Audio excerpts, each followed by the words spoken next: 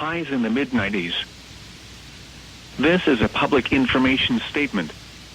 Beginning Thursday, September 8, 2022, the KDFX Laughlin Air Force Base / Del Rio WSR-88D radar operated by the NOAA National Weather Service in New Braunfels, Texas will be down for approximately 7 days for the replacement of the generator, fuel tanks, and accompanying components.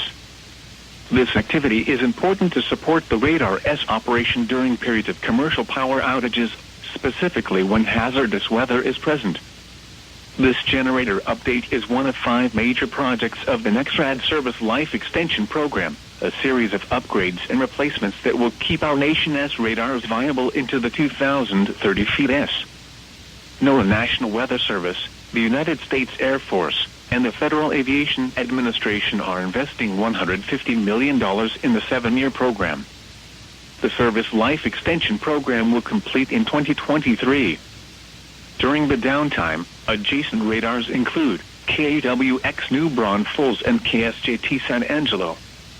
For direct access to any of these surrounding radar sites, go to the following webpage, https://radar.weather.gov. A single radar site can be viewed by going to the Select View menu option, then clicking on Local Radar to select a single radar site. For a radar mosaic loop, https://radar.weather.gov. The KDFX WSR-88D is part of a network of 159 operational radars.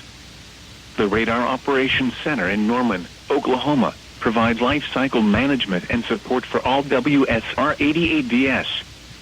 Total sites completed to date, 102 of 150. The National Weather Service in New Braunfels, Texas can be found on social media at https://www.facebook.com/San Antonio/ and https://twitter.com/San Antonio.